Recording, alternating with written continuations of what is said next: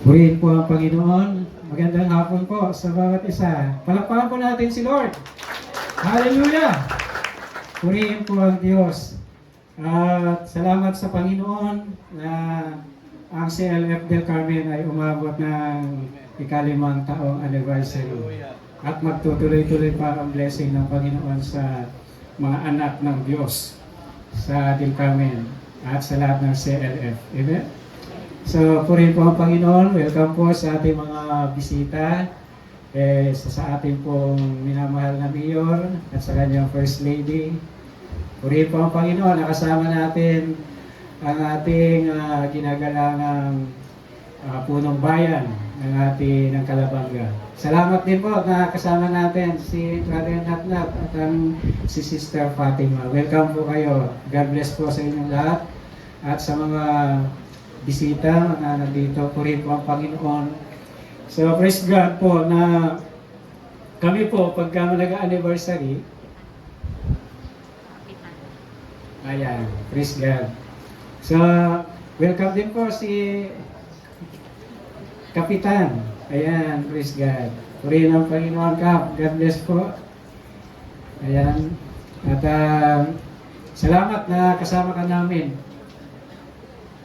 Patuloy na pagpalain po tayo ng Panginoon. Sana lagi tayong magkasama. Salamat po na nandito ang ating guest speaker. Kami po pagka nag-anniversary, nag-uusap-usap po kami kung sino ang aming tagapagsalita pag-anniversary.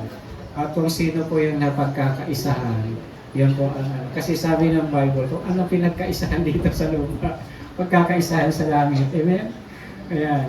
Kung ano ang pinag-uusapan dito, sabi ng Panginoon, gagawin niya. Kaya sabi po yan sa Numbers, sa aklat ng Numbers, kung ano ang pinag-uusapan niyo, gagawin ko yan sa inyo. Kaya pagka mabuti ang pinag-uusapan natin, mabuti ang gagawin ng Diyos. Amen? Amen. Hallelujah. Kaya pagka ang pinag-uusapan natin ay ikagaganda, ay gagawin niya ng Diyos. Amen? Kaya pinag-uusapan natin ay ikauunlad, gagawin niya ng Diyos. Kasi sabi ng Diyos sa aklat ng Numbers, kung ano ang pinag-uusapan niyo na aking napakinggan, gagawin ko yan sa inyo. Kaya mahirap mag-usap-usap ng hindi maganda. Mahirap mag-usap-usap ng hindi mabuti. Kasi yung mga tao nag-usap-usap ng hindi maganda, hindi naging maganda ang nangyari sa kanila. Yung mga Israelita na nag-usap-usap na hindi maganda, hindi naging mabuti ang kanila So, purihin po ang Panginoon. Ang ating pong guest speaker na ito ay matagal ko na po itong kilala. Kabataan pa lang po kami ay siguro mga kabataan pa lang po kami. Si Pastor po, itong ating tagapagsalita, masipag, talagang mula pa sa kanyang nagpastor po siya sa Tamban. Ayan. Tama, Pastor, nagpastor ko sa Tamban. Ayan. At sa Siroma, kung saan pa sa mga lugar. Alam ko, nagpastor pa siya sa Carolina. Nagpastor pa siya sa Carolina. Ayan. Ngayon po, isa na po siyang general. Ayan. Hindi lang po siya pastor, isa po siyang general. Ayan. Atin po guest speaker ngayon ay isang general. Nahalal siya bilang General District Superintendent ng NBDC, Assemblies of God. So siya po ay marami na po church plant na meron na po tayo sa Naga, marami na po. Ilan na yung pastor? 24 na. So, dumami. Dati po, ratay lang tayo, CLF, ratay lang, Ngayon, 24 na, may Albay, may Naga, may kung saan-saan pa. So, praise God. Ito pong masipag po ang ating tagapagsalita ngayon. Naging huwaran ko din po siya sa kasipagan sa ministry. So salamat sa Diyos kung sa pamagitan niya rin na ginamit ng Panginoon, so nagkaroon din ng gawain dito sa Del Carmen. Amen? Kasi kung hindi niya pinahintulutan dito, wala din dito yun. Di ba, sir? Kasi sama-sama tayo dati doon. Pero dahil sa biyaya ng Panginoon, Nakita ko po, mabait ang ating naging senior pastor dahil si Eko. So ngayon po, di ko na patatagalin. Siya po ay, alam naman natin sa marami, at sa iba, siya po ay mayroong isang asawa at 5 anak. At ang ibang anak ni Pastor ay tapos na rin sa kolehiyo. Kagagraduate lang yung isa at mayroong pang 3 malapit na magtapos. So sa biyaya po ng Panginoon, kami po ay nakakapag-aral ng mga anak. Amen. Ayan. Amen. So kung hindi po dahil sa tulong ng Panginoon, sa katulad namin ni Pastor na hindi mo kami nakapag-college. Pero Bible student lang kami, Bible school student lang kami. Pero may mga tao na nagtataas ang kilay na sinasabi, nakapagtapos sila ng anak, nakapagpakuliyo sila ng anak. So, praise God. Ako po, nung graduation ng anak ko, nung Merkulis, nasa upuan po ako, lumigilid yung luha ako kasi sabi ko, Lord, salamat nakapagtapos si Japet. Lord, salamat na may mga struggle din na pinagdaanan yung anak ko. Pero salamat sa Diyos sa tulong niya nakapag-graduate. Pero yung luha ko, lumigilid, pinipigilan ko lang na tumulo. Praise the Lord. So ngayon po, tinatawagan po natin ang ating pinakamamahal na Senior Pastor, District Superintendent, General District Superintendent, si Reverend Renante Osial. Palakpakan po natin ang Diyos.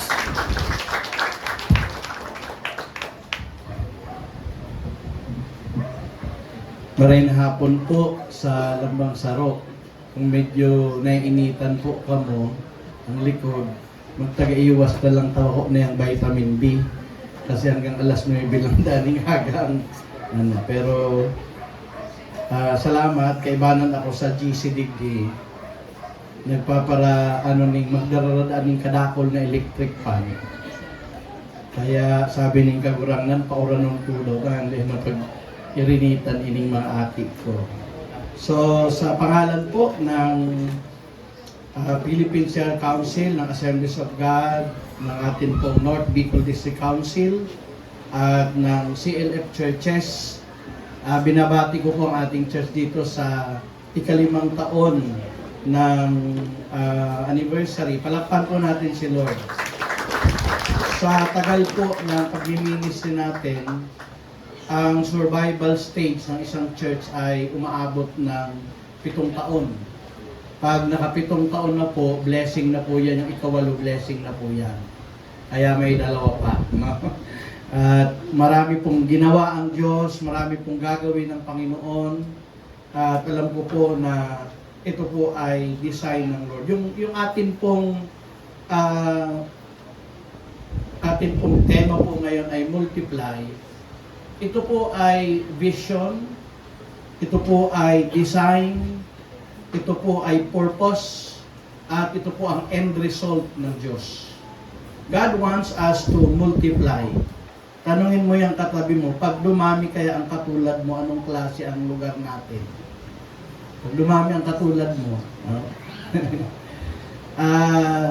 there is a multiplication or growth na nilalagay po ang Diyos. At bago po ako magpatuloy, binabati ko po ang ating ginagalangan na mayor, kasama ang kanyang, sabi na ni Pastor Elias, First Lady. Wala namang second lady, third lady, ako first lady din, nag-iisang asawa. Ano po. Sa atin din pong ginagalangan na barangay captain, salamat din po sa Panginoon na nakasama natin ngayon. Sa ibang mga pastor na narito, yan, padako na rin po si Coco Martin. Praise the Lord. Pag nasa stage ka pala, kita mo lahat. Kaya pala mataas yung stage, kita po natin. Tumayo po tayong lahat at basahin po natin itong salita po ng Panginoon. Genesis chapter 1 verse 28. Then God blessed them and God said to them, be fruitful and multiply, fill the earth and subdue it.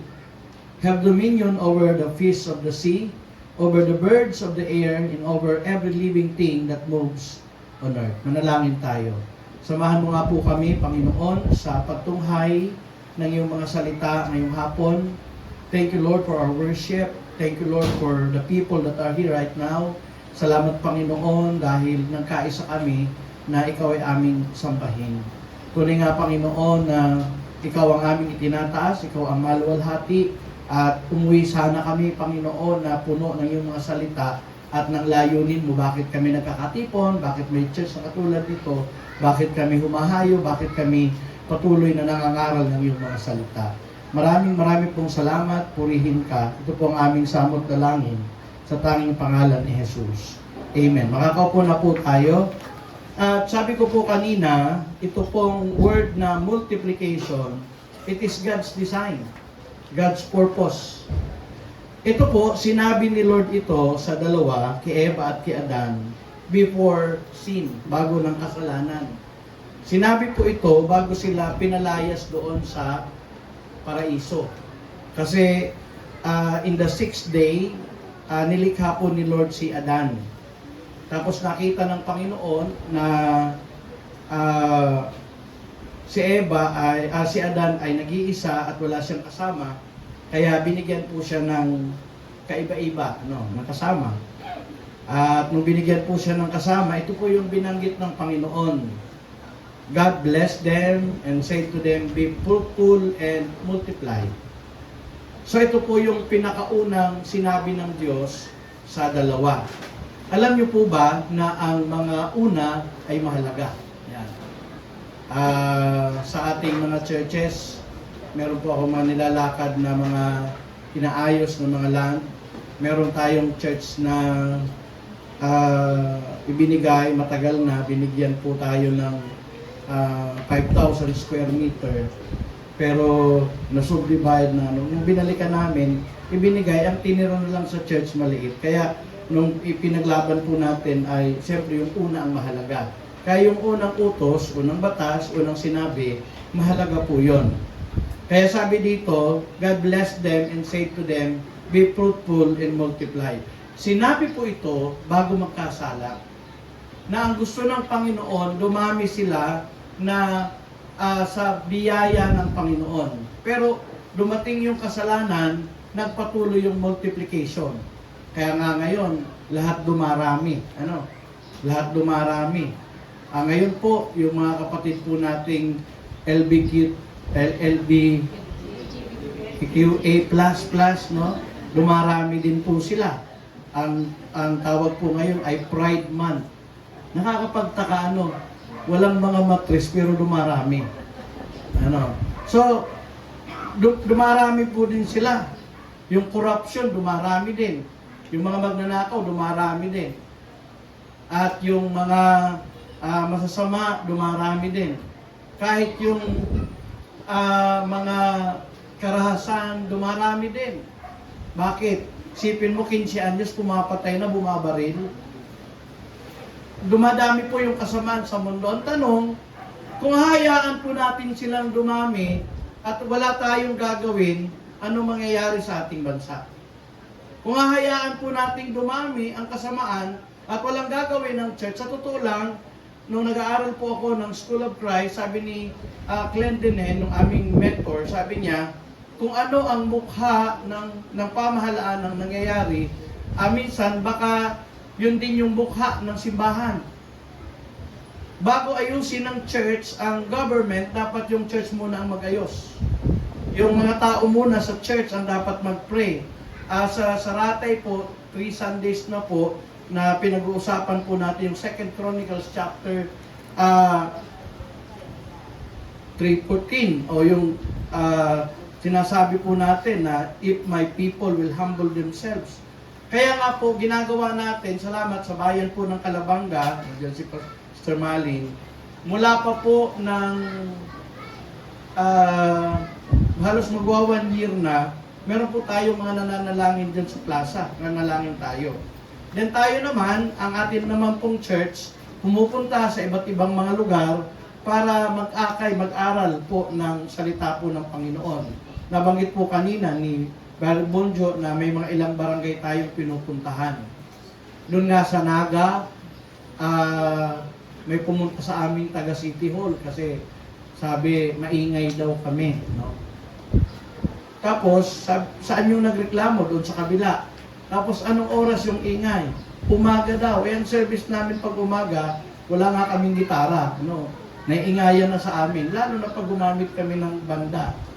Minsan yung mga tao, pagdating po sa maiingay na banda o kung ano man, okay lang sa kanila. Pero, why pag word of God ang naririnig nila, minsan parang ayaw ng mga tao. Pero balikan po natin ito. Ang atin pong national ay nagpipray po tayo, may vision po tayo na magkapagtayo po ng 10,000 churches. Sa buong mundo po, ang Assemblies of God ay may goal po na magtayo ng 1 million churches.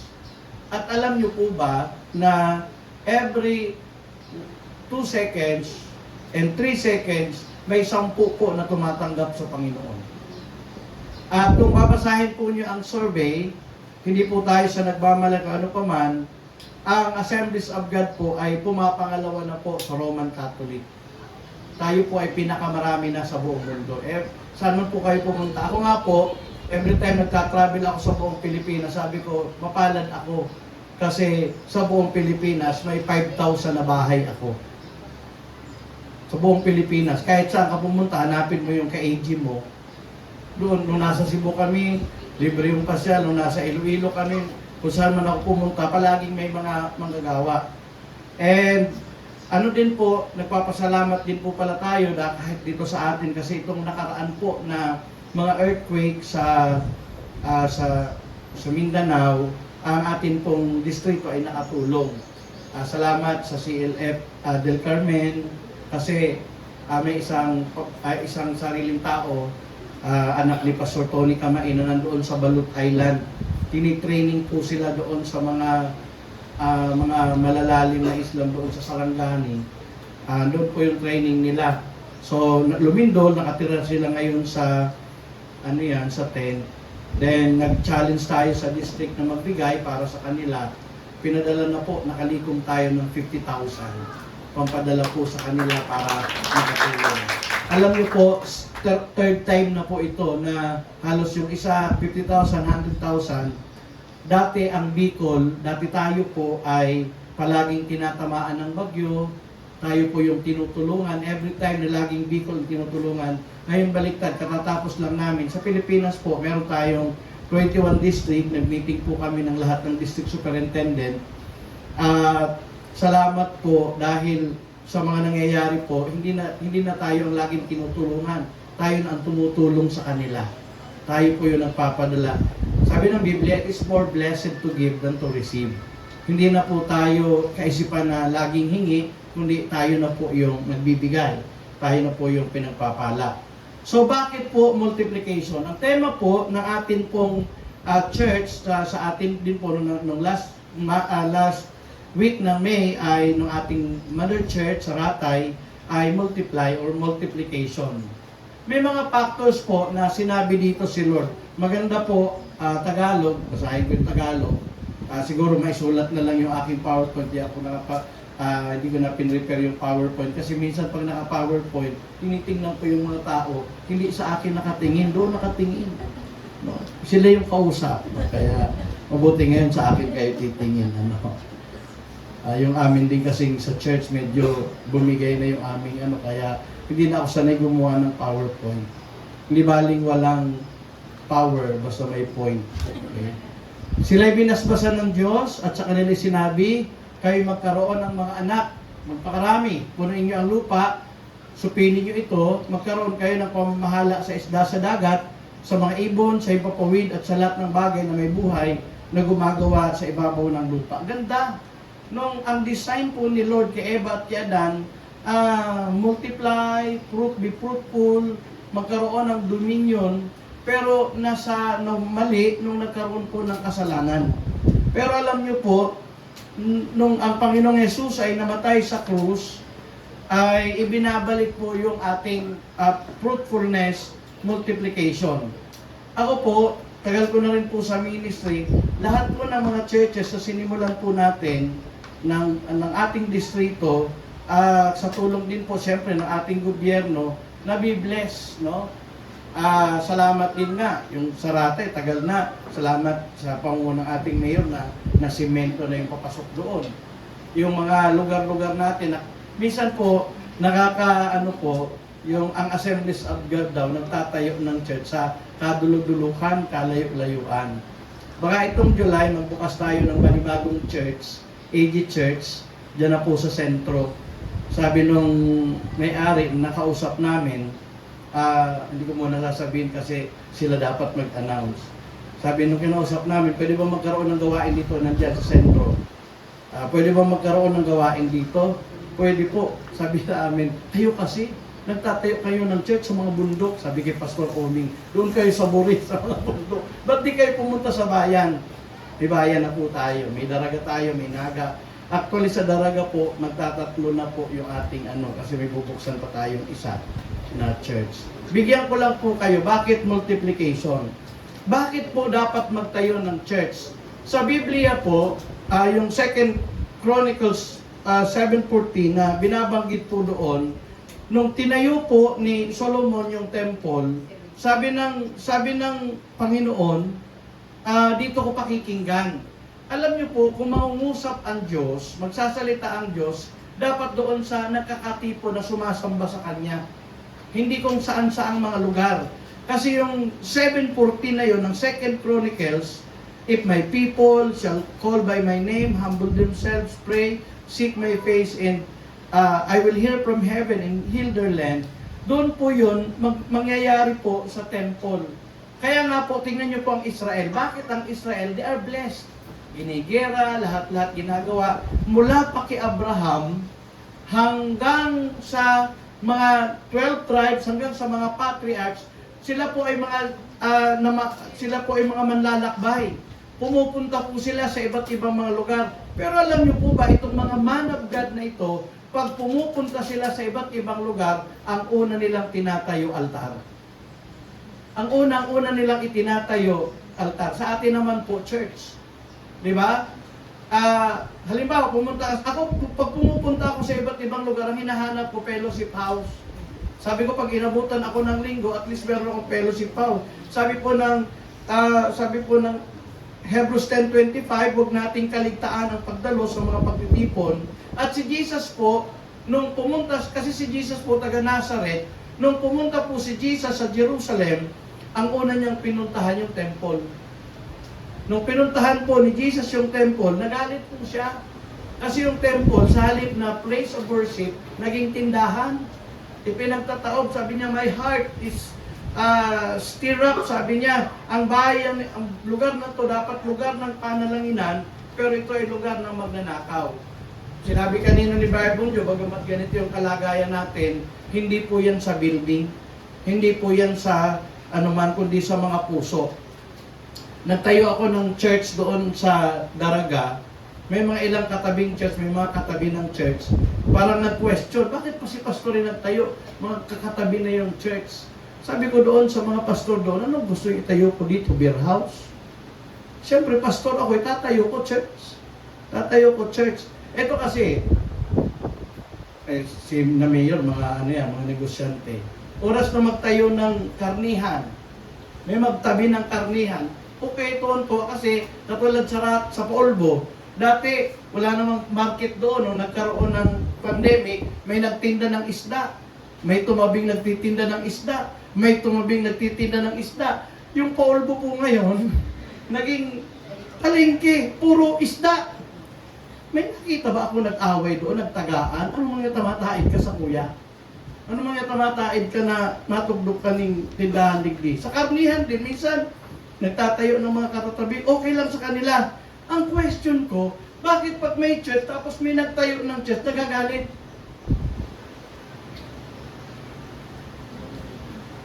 Ano naman kita nagtugdok yan? Uubuson ka ng membro ko. Bakit ganun yung usapan natin? Multiply. Sa ratay nga, dalawa ng CLF natin. Meron tayong ratay, meron tayong uplan. Kung ayaw niyong bumaba, merong binabaha, merong hindi binabaha. meron nandun sa baba, meron din tayo doon sa taas. Hallelujah. Sa Israel po, ang una nilang hinahanap, temple. Kahit si Daniel, nung nandoon sila sa sa Babylonia, ang hinanap po nila temple. Pag nagpipray po sila, harap sila sa temple. Ako natutuwa kay Brother Natnat na sabi niya, miss na miss niya ang ganito. Sa totoo lang, pag ikaw ay anak ng Diyos, ang hahanapin mo presensya ng Diyos. Pag ikaw ay anak ng Diyos, hahanapin. Kaya ang ginawa po sa Israel, yun ang ginawa nila.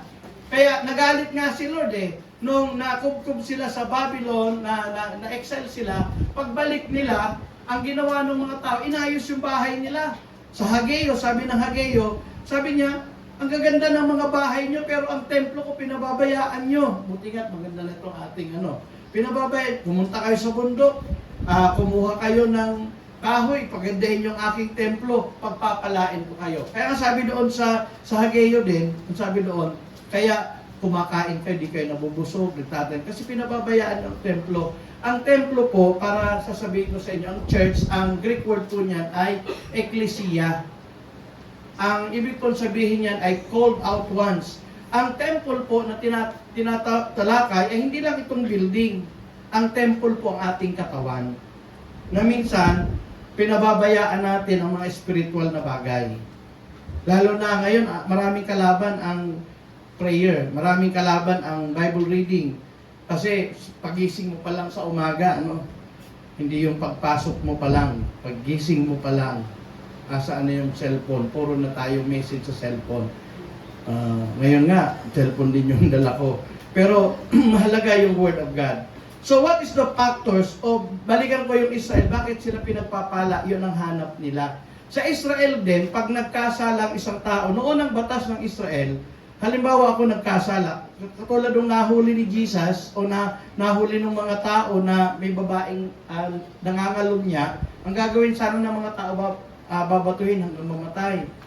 Pero sabi ni Jesus, ang unang bumato ang walang kasalanan. Si Jesus po yung naging refuge sa New Testament. Pero sa Old Testament po, bibigyan ko ng kwento, pero sa Old Testament po, pag nagkasala ka, may tinatawag silang 7 place of refuge. Halimbawa, dito sa bayan ng Calabanga, halimbawa sa 48 barangays, meron yata sa Sabang, sa Kipayo, doon sa San Bernardino, meron sa Mangirig, may sa Kamuning.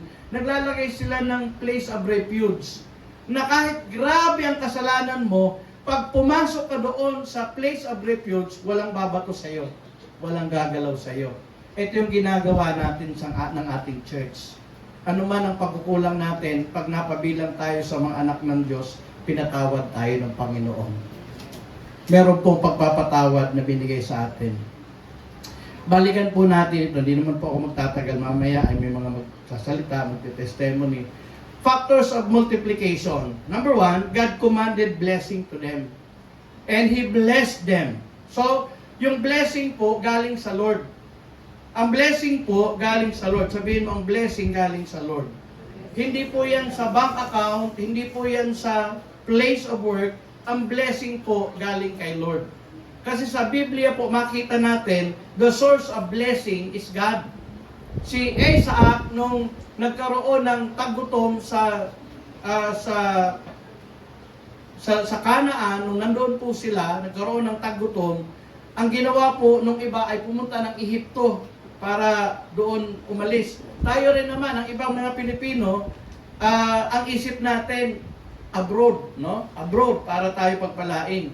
Lahat naman halos nag-iisip mag-abroad. Pero ang tanong, hindi ka ba kayang pagpalain ni Lord sa bansang Pilipinas? Si Isaac po, ang iba ay pumunta sa ibang lugar. Katulad ng kanyang amang si Abraham, kaya nga naligawan pa yung nanay niya, si Sarah. Pero si Isaac po ang ginawa, nung nagkaroon ng taghirap sa lugar noon, sa halip na mag-abroad umalis, nagtanim siya. Kaya sa pinagpala, kahit saan ka, basta kasama mo si Lord, hahabulin ka ng pagpapala. God blessed them. Then, apat ito God blessed them. Sabi doon, bless them. Then, God said to them, be fruitful and multiply. Una, God commanded blessing to them. Pangalawa, God commanded them to be fruitful. Then, number 3, God commanded them to multiply. And God commanded them to fill and subdue the earth. In 5, 5 bagay po, sa isang verse lang, sabi dyan, God commanded them to have dominion and authority over living things that move on earth. Ang command ni Lord, una, binless sila. Kasi wala po na multiplication kung walang blessing ni Lord. Walang multiplication kung walang blessing ni Lord. Kaya kahit ang Israel noon, makikita natin si Esau, si Jacob, makita natin sila Abraham, lagi nilang hinihiling yung blessing ng tatay. Alam nyo po, sa church po, palagi po kayong humingi ng prayer ng blessing sa inyong pastor. Sa mga anak naman, palagi kayong humingi ng blessing sa inyong mga magulang. At dito din sa ating bayan, pag hindi tayo binless ng ating mayor, wala din. Kasi mapatinan po doon, pirmahan.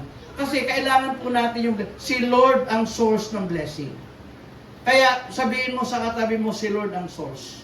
Huwag kang lalayo kay Lord, si Lord ang source. So, nung binless sila, then He commanded also to be fruitful, magpakarami. No? Kaya nga maraming Pilipino masunurin sa sinabi ng Lord, magpakarami. Kaya ang anak 12, 24, 13. Grabe nyo, ilan po yung anak nyo? Kami, 5. Minsan, sabi nung kaya bang buhayin? Sabi ko, oo naman, buhay naman sila. God commanded them to multiply. Pag sinabing multiplication, kaya nga, bakit natin sinishare itong dati, physically yung multiplication, magpakarami. Pero ngayon, parang bawal na ang magpakarami. Meron na tayong mga batas na dapat 3 lang. Noon po, magpakarami. No? Kasi wala pa naman tao noon. Kaya ngayon, yung pagpapakarami, sasawihin ka na ng patatawag ka na ng sa health. O bakit dami ka pang anak? No? Ngayon, na yata, nilalay-gate na o kaya pag marami na. Pero, not only physical children, spiritually, dapat din po na dumami din ang mga nagmamahal sa Diyos. Si Kapitan po, kung ang mga tao dito sa Barangay Del Carmen, kung ang mga tao po dito sa lahat sa Del Carmen may takot sa Diyos, mayo po kamong ibabagan siya. Mayo po magiging trabaho ang tanod. Di ba? Kung ang lahat po ay may pagkatakot sa Diyos. Kaya ang simbahan po, sa ating mayor, alam niya ni Mayor, alam ng ating mga ang simbahan po, hindi po yan kalaban ng Estado. Katuwang po yan ng ating pamahalaan para ang mga tao mabago. Ilan pong mga narito dati mga pasaway. Pero dahil nakakilala sa Panginoon, binago ang buhay. Palakpakan po natin si Lord. Ang tao, ikulong mo yan. Parusahan mo ng parusahan. Pag hindi po yan binago ni Lord, sayang lang naman. Ang mga akit daw, pagparalatumon mo yan. Maano lang yan. Kang inot, kaya mong pakulon, dakula ka sa aki mo. Kurbari, pag nasalangkaw na sa imo, baka barian ka na ng aki mo. Diba? Kaya meron yung mga anak, magulang nang sinusuntok, pero alam nyo po, si Lord lang talaga.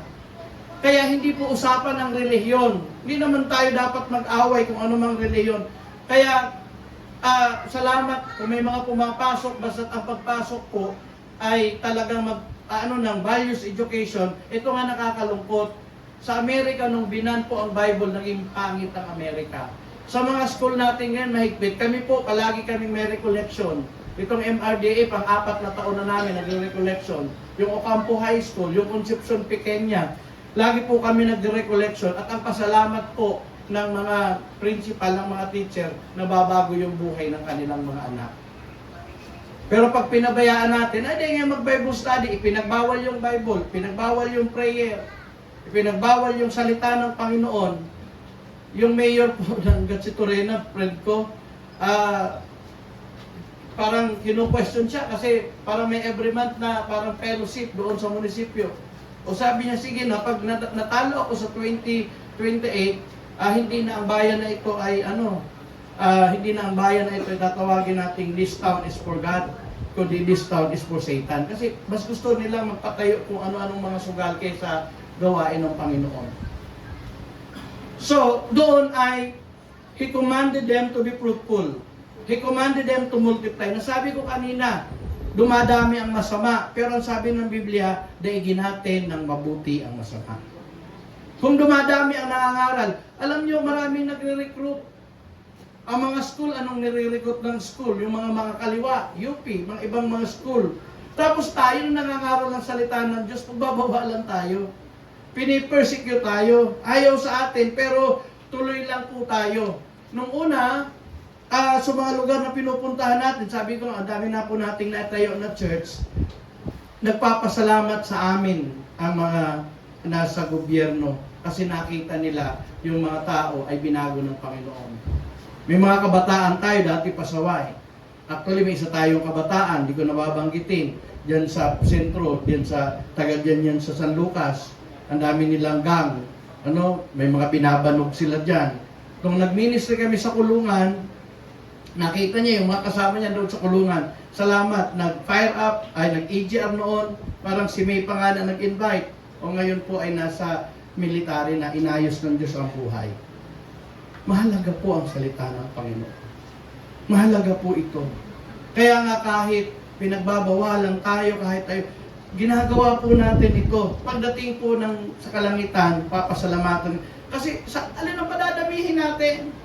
Padadamihin natin ng kabaklaan, padadamihin natin ng mga sugal, padadamihin natin ng mga kung ano-ano, padamihin po natin ang pagtawag sa Panginoon. God commanded them to fill and subdue the earth. God commanded them to have dominion and authority over living things that move in the earth. Itong dominion po, nung nagkasala po yung tao, wala nang dominion. Dati po, sa Garden of Eden, mabait ang mga ahas, mabait ang mga leon. Pero ngayon, kahit ipis, takot na tayo. May pumapasok na paniki doon sa amin, takot na tayo.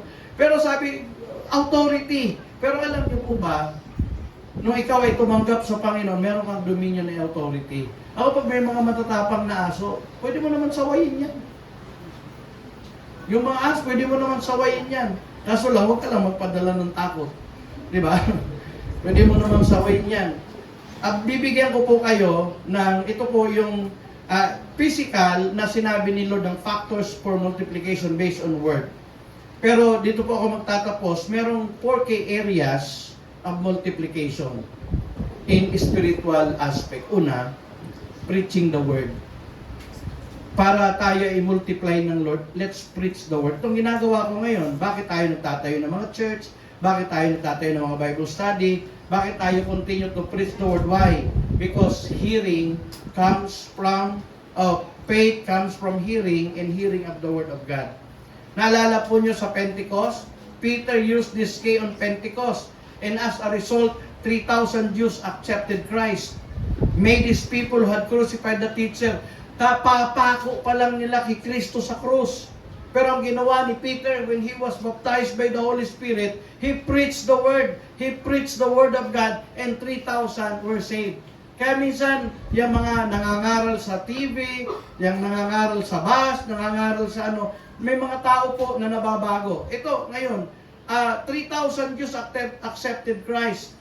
Few days earlier, inaccept nila si Lord. Pero pinako pa lang si Lord. Why? The only explanation we can find is that the Holy Spirit endorsed Peter's preaching by anointing in each word he spoke.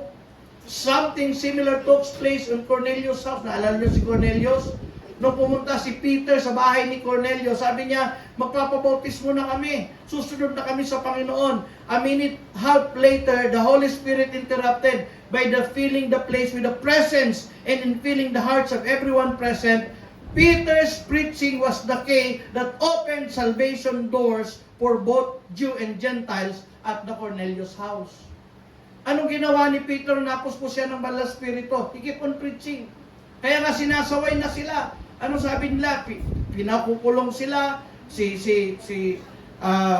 Marami pong sinaway sa kanila. Pero sabi nila Peter, we obey God rather than men. Nung unang preaching ni Peter, nagpunta sila doon sa temple para dumalaw. Meron doong lame man, meron doong ilang 18 years na yata na na hindi nakakalakad. Ano sabi ni Peter?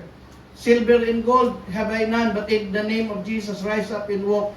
Peter's preaching, yung lalaki po na naglilimos at hindi nakakatayo, pinagaling ng Diyos. Okay? Sa 30 years ko na pong paglilingkod, marami na po akong nakita, bulag nakakita, may goit ka na inaalihan ng masamang spirito. Ito lang sa Magtang, may bago tayong church sa Magtang Tinambak. Merong 2 bedridden, wala na. gulay, butot balat na lang. Sila Jessa pumunta, pinag-pray, Sister Debbie pala nandyan. Pinagaling ng Lord dahil sa preaching ng word. Palakpakan po natin sa Lord. May mga karanasan po tayo na sinasabi ng doktor na wala na. May mga karanasan po tayo na sinasabi ng doktor wala na. Pero nung pinag-preach ang word, pinag-pray, ngayon po ay pinagaling ng Panginoon. Ang tao po merong limitasyon, pero ang Diyos nating pinaglilingkuran, walang limitasyon. Amen? So by preaching, ano sabi dito? Later, Paul commanded his spiritual son, Timothy. Ano sabi niya? Sa 2 Timothy chapter 4 verse 2, preach the word, be ready in season and out of season, convince, rebuke, exhort with all long suffering and teaching. The only way to rescue this world from eternal damnation is by preaching of the Word of God. Bakit namatay si Kristo? Because of the good news. Ang mga tao na wala kay Kristo pupunta sa kapahamakan. But by our preaching, pag-share natin ang Word of God, the only way to rescue the world from eternal damnation is by preaching the Word of God. The only way to rescue the world from eternal damnation is by the anointed preaching the God's word. When Paul says, preach the word, it is though a man has orchard in its fruit, ripe, ready to be picked. That man would say to his son, son, you must go and pick the fruit right now. Sinabi po niya kay Timothy, because it is ripe, we have to harvest at the right moment before it goes bad. Marami pong namamatay, marami pong nasa kabaong, hindi man lang nakarinig ng Word of God. Sa Brazil po, halos lahat na po doon ay nakarinig ng Word of God. Sa Korea, sa Brazil nga daw ang kwento, narinig ko lang, 4 ang sikat na brand. Ano yung una? Coca-Cola. Kahit saan naman, Coca-Cola. O 3 lang na brand. Pangalawa, soccer. Alam niyo po ba sa Brazil, ang pinakatatlong kilala po doon, Assemblies of God. Lahat po ay nakakakilala na sa Panginoon. The world needs to hear the gospel. Kailangan po nilang makarinig ng mabuting balita. Hindi po pagpasok. Ang CLF po, para sa pangkalahatan ng lahat, alam yan, CLF, halos 26 years o 27 year na rin na hinahawakan ko ang CLF. Ang lagi kong sinasabi, kaya nga yung logo natin, ang nakalagay, itutulak yung mundo kay Kristo. Ang gumawa nga ng logo natin, kapatid ni Sister Pau, pinagagawa ko yung logo. Ang logo natin, moving multitudes in abiding Christ. Ang nasa puso ko po, kaya sige tayo ng mga churches. Hindi man natin sila madala sa church. Madala natin ang tao kay Kristo. Okay na sa akin yun. Hindi man dumami ang membro ko, di man mag-1,000 ang membro ko. Hindi man madala natin dito sa Del Carmen. Hindi man natin madala sa Ratay, hindi man natin madala sa Naga. Ang mahalaga ang tao madala natin kay Kristo. Pag may mga nagpapatuloy kahit nasa ibang simbahan, tuwa po ako niyan. Kasi bakit? Nagpapatuloy sila. Hindi man kami magkakasama sa lupa pagdating sa langit. Tsak, magkasama kami. Kaya tingnan mo yung katabi mo. Mahalin mo yung katabi mo kasi pagdating sa langit, yan din kasama mo. Kaso lang kung ayaw mo sa langit, hindi mo siya makakasama. Parang yung kwento. Sabi nung, para seryoso tayo masyado. Sabi nung asawang babae sa kanyang, pasensya na po ha, kasi lalaki yung nag-preach. Sabi niya, Pastor, dumani daw si Agum. Kasi, gabos na kami sa pamilya, nagsisimba si Agum sa nanda eh. Ano man nga sisindahan sa iya? Ipaparaalok minaman. Pinuntahan ng pastor. Minsan ng pastor subuin sa Pinuntahan ng pastor. Brad, sabi niya, kumusta? Marayman po. Gabos ng aki mo nagsisimba. Marayman yan, pastor. Ikata medyo habo ko pa. Tano man nga yan? Ay basta. Sabi, Brad, pag dahil ka nagrani sa Diyos, mapapa-impyerno ka. Ay, iyo, pastor. Pag inako ko si Kristo, mapapalangit ako. Iyo, Brad, mapapalangit ka. Si Mrs. Pastor, mapapalangit man. Iyo, nagsisimba to, naglilingkod sa Diyos. Impyerno na lang ko, pastor. Ako siya mga kaibanan. kaya pala ayaw maglingkod sa Diyos. Baka may natitisod sa atin. Baka ayaw pumunta sa langit. Dahil ano yan, pero preach the word. No, i-preach natin. Pangalawa po, matatapos na ako. Pangalawa, envisioning. Pinangarap lang natin na magkaroon ng ilang church. Pinangarap lang natin na magkaroon ng church sa Del Carmen. Pinangarap lang natin na magkaroon ng church ng Naga. Envisioning. Ako, nakikita ko malaki ang pangarap nitong Del Carmen eh. Envisioning. Sa totoo lang, ano man ang pangarap mo pag kinarir mo, pag tinrabahuan mo, mangyayari. No, ating mayor nga, pinangarap niyang maging mayor kahit ilang beses. Sabi nga niya, ayaw niya sa 101. Pinangarap. Pag pinangarap mo at lalo ng kalooban ng Panginoon, hindi man ngayon bukas makalawa, yung pangarap mo mangyayari. Kaya sabihin mo sa katabi mo, tuloy lang yung pangarap. Kasi the Lord bless you. Pinangarap, no? Envisioning. Kaya nga pag may ibinabato, sinasabi ang ating Pastor Elias dito, sabihin natin, claim natin yan. Kasi anumang vision, it will come to reality. No? Ako po noon nung nagmi-mission, ay grabe, no? Punta ng Buunot, lakad, ano yan. Sabi ko, Lord, ang lalayo ng pinupunta namin, pwede ba Lord, bigyan mo ako ng motor? Dati nangihiram lang ako, sabi ko may isang kapatiran tayo sa Ratay noon, na hinihiraman, sila Brother Landy, hinihiraman ko lang ng motor. No, sabi ko kay Brother Landy, maray pa yung motor mo kung saan nakakaduman, ikadaing. Busy sa pagkakarni, no? Nangarap ako, sabi ko, Lord, sana magkaroon ako ng motor. Pero ako ng pray, kasi nung pastor ako sa Kamuning, lakad ako ng lakad. Nakapurot ako ng itong natanggal na natanggal na kick. Nilagay ko sa karton, araw-araw pinagpipray ko, Lord, sana Panginoon magkaroon, kadena na lang, makina na lang, gulong na lang. Ibinigay ng Diyos. Ano mang pangarap po natin, pag desidido tayo, pagkakaroon ng Diyos. Kasi ang Diyos natin ay mabuti at mapagmahal. Lalo na kung ang puso mo ay tama sa Diyos, may gagawin na mabuti ang Panginoon. Meron tayong kapatiran na pastor, namatay na ngayon, si Brother Tony Di Vera, barkada ni Pastor Edwin. Yung pastor na yun, meron siyang record book na ang ginagawa niya, sabi niya, may ko-contribute ko, ipag-pray yung mga gusto ninyo. Tapos, isinusulat niya. Ako nagsulat, motor, talaga sinulat ko, motor. Sinulat ko talaga yung motor. Si Pastor Ray Carlora, nagsulat din ng motor. Sa kata, hindi na sila nagkasama kasi, yun nga, hindi na sa presbyter, tapos, hindi na sila nagkita. After 2 years, nagkita sila ni Brother Ton. Sabi niya, Pastor, di na kita nakikita. Oo nga, Brother Ton eh.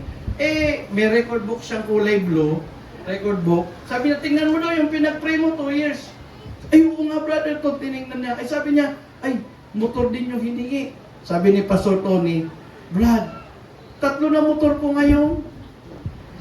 Sabi ni Brother Ton, ikaw kasi Pastor, hindi mo in-update. Nasuprahan ako sa prayer. 3 na yung motor na ibigay. Walang sobra po sa prayer. Si Lord ay nagbe-bless. Kaya nga lagi kong sinasabi sa church, ano mang meron ka ngayon, ay resulta yan ng panalangin mo noon. Ulitin ko po, ano mang meron ka ngayon, resulta yan ng panalangin mo noon. Ang pastor dumala sa naabutan ko, wala siyang ibang prayer pagpalain ng kanyang mga anak. Si Lola Ingay nandyan habang nagpipraise in worship tayo umiiyak. Pinagpipray niya kanyang mga anak, mga apo. Saludo po ako sa mga taong yan. Yung mga pangarap nila ang yayari. Kasi there is a result in prayer. Huwag tayo manghinawa mga kapatid. Ako pangarap ko, prayer ko mga anak. Mga anak ko na makatapos. Pangarap din. Tama kami, mga pastor kami. Hindi naman kami mayaman. Bakit? Magkano ba love gift ni Pastor Elias dito? Hindi po kami mayaman, pero yung prayer po natin tinutugon ng Diyos. Sabi ko nga, Lord, hindi ako naka-engineer, pero magtatapos na akong engineer, may architect pa. Hallelujah! Envision, ano man yung plano natin. Ang ganda po na may anak ka, di ba? Pinanganak mo. Ang anak na ito ay magiging mayor pagdating ng araw. Kaysa naman, ining aki ina ni pangit-pangit, natambay ini, nakukulong ini. Ang pangit ang gawin mo sa anak mo. Hallelujah. Di ba? Dapat yung sasabihin natin, kaya nga minsan bakit ang mga aki nagiging patal? Mga patal na aki yan. Nagpapatal talaga yung mga aki mo. Sasabihin, maluluya nga yan, kalabang, maluluya nga yan. Magiging maluya talaga yan. Dapat positive. Ano man ang, sabi ng Proverbs 18:21, ama ba yun? Life and death is in the matter of our tongue. Kung anong sinasabi natin, lagi po yung mangyayari. Ingat-ingat tayo ng mga sinasabi natin. Diba? Yung mga sinasabi natin. Envisioning, the use of this case is enable us to see what happened in the spiritual realm. Peter had the ability to discern the spiritual realm because this ability, he was able to recognize Jesus' divine nature. Jesus told Peter that this revelation come directly from God. At sabi po dito, their spiritual eyes enable to see everything that pertains to God's kingdom. They're able to see financial miracles. They're able to see physical healing and restoration of the family. They're able to see the growth and development of their ministry. Dapat nakikita mo yan. 5 years na ang 5 years na po ang Del Carmen. Ano po ang mangyayari 5 years after this? Dapat nakikita po natin ito. Ang mga anak mo, ilang taon, ano ba yan pagtanda? Dapat ini-envision mo yan. Sinasabi mo at nangyayari po yung mga bagay na yan. Itong bayan ng Calabanga, ano ba ang envision natin dito? Salamat, may nangyayari po. Kasi pag visionary po ang leader, maganda ang mangyayari sa bayan. Pag visionary ang tatay, pag visionary ang nanay, pag visionary ang pastor, at ikaw pag visionary ka, may vision kang nakikita, mangyayari po yan. Dapat meron tayong vision.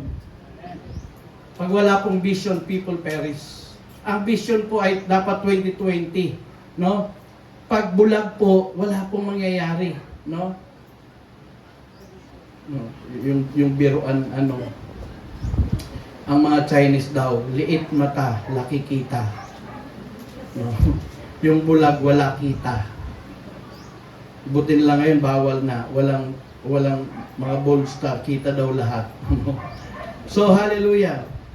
Ano yan? They are able to see their eyes on them, spiritual eyes.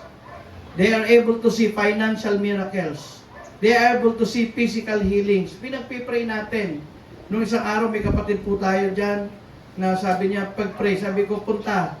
Pagpunta namin, pinag-pray namin. Pagdating po sa ospital, wala lahat. Ang dami pong himala. At pangatlo, apat lang ito, miracles. Naniniwala po ako ng himala ay nangyayari pa rin sa panahon ngayon. Heal the sick, cleanse the lepers, raise the dead, cast out demons. Freely you have received, freely you give. Miracles were the norm of the apostles in Jesus' disciple. God worked miracles in order help people to understand what is in His heart. He desired well-being to His children. Signs and wonders according to the preaching of Peter and other apostles, as we read in Acts chapter 5, verse 15 to 16. Nang sabi nila, they brought the sick in the streets and laid on them in beds and couches. And at least the shadow of Peter passing by might, Paul and some of them, also multitudes gathered from surrounding cities to Jerusalem. Ang tindi po, anino na lang ng mga apostol, paglakad nila gumagaling. Miracles. Dito po, sa Del Carmen, pag may dila ditong may sakit, o kaya may dila ditong patay, na pinag-pray ni Pastor Elias na buhay, baka pila ang mga patay na pupunta dito. Naalala ko yung pastor natin sa Sipokot. Yung pastor niya sa may Gaungan, intayan ng mga nandoon sa bukid na magpapa-doktor, magpapatambal, magpapahilot, lahat. Parang may nakita siyang bata na putot balat. Sabi niya, anong nangyari sa anak mo? Parang may TB po, sir. Sabi niya, pwede bang ipag-pray ko yan? Sabi niya, albularyo ka, sir. Hindi, pastor ako, pero ipag-pray ko yan. Pero, pinamaylo muna niya, tapos pinag-pray niya. Nung pinag-pray niya, naging maayos yung bata. Sabi niya, hindi na kami makapadoktor kasi rahay na. Umuwi. Ibinalita, may parabulong na duman. May parabulong naman sa ano ito. Iba ngayon parabulong. Araw-araw nakapila ang magpapagamot dun sa pastor. Di araw-araw din siya nagpapamaylo. Araw-araw din siya nagpapano. Di ba? Miracle is happening. Di ba? Si Lola nga, dami niyang karanasan. Pipre sa may sakit. Miracles happening. Heal the sick. And lastly, so that you can multiply, una po ay preach the word. Pangalawa ay envisioning. Pangatlo po ay miracles para tayo po ay multiply. Ang pang-apat po, number 4K to multiplication is strength, lakas. Lakas. Kahit gaano pa ang pangarap mo pag mahina ng katawan mo, wala ka nang magagawa. Aanhin pa ang damo pagpatay na ang kabayo. Kaya ingatan natin, sabi ng Thessalonica, ingatan natin ang ating katawan, ang ating kaluluwa, ang ating espiritu. Diba? Strength. Jesus changed Peter's name, Matthew 16:18, instead of Simon, which means weakness, Cain, or he renamed him Peter, which means strength or stone. It symbolized that God's hand, our weakness, become His strength. You know that iron, which is very strong and solid metal, it easily bent in shape when heated. The same true for us. We are open, stubborn, difficult, and the Lord decided to storm up the heat. Kaya nga, bakit lagi may infilling of the Holy Spirit? Ang bakal po na matigas, hindi mo yan mabibend. Pero pag dinaan mo sa apoy, kayang i-shape ni Lord. Bakit tayo kailangan natin ng Holy Spirit? Sa katigasan ng ulo natin, ang init ng banal na Espiritu lang ang makakapagpabago sa buhay natin. Strength, lakas. Lakas. When we put to test, you want to say, I'm dying. This is the way that God breaks our will so that we will be totally dependent on Him. Ano sabi ni Paul? Sabi niya, I have been crucified with Christ, sa Galatians 2:20, no longer I will live, but Christ lives in me. The life which I now live in the flesh is I live by faith in the Son of God who loved me and gave Himself for me. Nung si Paul po, nakilala niya ang Diyos. Dati persecutor, dati mamamatay tao, pero nabuhay si Paul na sumusunod sa Panginoon. Ang panalangin ko bilang pastor at bilang umahawak po ng more than 300 churches na ngayon, ang panalangin ko, kaming mga lingkod ng Diyos ay laging makapag-share ng pag-ibig ng Panginoon. Kaya minsan salamat, pag pupunta ako sa mga bahay, ayaw kong umalis sa mga bahay na hindi ko pinagpipray. Kaya alam nyo, palagi inyong imbitahan ng mga lingkod ng Diyos para may mag-pray sa inyo, may mag-encourage sa inyo, kasi we need that. Alam niyo, problema ng mga tao ngayon, ang daming depressant. Ang daming mga depressed. Hindi na nga depressed depor na. To the highest level, mga depression ng mga tao ngayon. Pero ang kailangan po ngayon ay prayer. Kaya nga po, let's always preach the word. Let's always envision what God wants to us. Let's always pray for miracles. And let us always be strengthened in the Lord. Ako po, laging sinasabi ko, Lord, palakasin mo po ako para mas marami pa akong maabot. Lagi kong pinagpipray yung aking, may mga karamdaman din, nananalangin tayo sa Panginoon na bigyan tayo ng lakas para magamit tayo ng Panginoon. Ang ating mayor, pag-pray natin siya, ang ating kagawad, kapitan, pag-pray natin, mga lakad, mga ano, kailangan nila ang lakas. Paano yung maglalakad sila, pupunta sa Pinada, pupunta sa duman sa Harubay, nagduruman sila sa waterfalls, rayo ng lakaw, kung aabo-abo ang sa tuyang mayor, anong mangyayari? Pag-pray po natin ng lakas. 3 taon, kami 3 taon din, bigyan ng lakas. Ako, halos nasa Gatchitorena, nasa Karamuan, nasa Del Gallego, mga dulo-dulo, nasa, hindi na alam ako nakakabisita doon kila Natbatsana, nandun ako nung isang nakaraan sa Kapaloka. Hawak ko po ang Camarines o Camarines Norte at pati Albay. Kung wala po akong lakas, paano ako makakarating sa mga lugar na yun? Tayo din, mga tatay, mga nanay, mga kabataan, magpalakas po tayo sa Panginoon. Magpalakas tayo. Alam niyo po ba, pag malakas ang iyong espiritu, sasama ang iyong katawan, lalakas din. Pero pag mahina ang iyong espiritu, pati katawan mo manghihina. Mahina ang espiritu mo, hay buhay. Mahina ang espiritual mo, hay, ano nang buhay ngayon niyo. Kaya minsan, nakikita ko kung ano ang puso ng mga tao. Kasi yun yung minamay din nila, paan ang buhay ni. Ang ganun, di ba? Nakalagay sa My Day, nakalagay sa Facebook. Eh yung Facebook, ligtas eh. Hindi nagpi-Facebook. Tapos, paan ang buhay ni. Biglang lalagay sa'yo ni Satanas, maray pang magtagbang sa tulay. Yun na po yun. Kaya kung ikaw ay malakas, hindi ka mag-iisip noon. Kung palalakasin mo ang spiritual mo, ang puso mo, lagi kang positive mindset, may gagawin si Lord. Tumayo po tayong lahat. Ulitin ko po yung salita po ng Panginoon. It is a command of the Lord for us to multiply. Anong sabi po ng salita ng Panginoon? Then God blessed them. And God said to them, be fruitful and multiply. Fill the earth and subdue it. Have dominion over the fish of the sea, over the birds of the air, over the living things that moves on the earth. Ang bawat isa po sa atin ay kinumand ni Lord. Lalo na nung tinanggap mo si Lord bilang Panginoon at sariling tagapagligtas, na wala ka na sa sumpa. Wala na po ang sumpa. Kaya ikaw ay intended for blessing. Ikaw ay intended for fruitfulness. Ikaw ay intended for multiplication. Tingnan mo ang kalagayan mo ngayon. Anong naging kaibahan nung hindi mo pa tinanggap si Lord at tinanggap mo ang Panginoon? Meron ako natinan kahapon sa Villa Caceres. Sa trabaho lang, dati sa barong-barong siya nakatira. Pero nung nagtrabaho, inayos ng trabaho, naikot na niya ang buong mundo. Ilang sasakyan, dahil nagtrabaho. Kung yung ang trabaho sa mundo kaya kang payamanin, si Lord pa kaya ang di kayang bigyan ka ng biyaya. Kaya kang palakasin ng Panginoon. Alisin mo yung mga positive mindset sa buhay. Alisin mo yung mga kapanghinaan. Palitan mo ito ng panalangin. Sa mga panahon na mahina, ang Diyos ay tutulong. Sa panahon na hindi mo na kaya, ang Diyos ay gagalaw.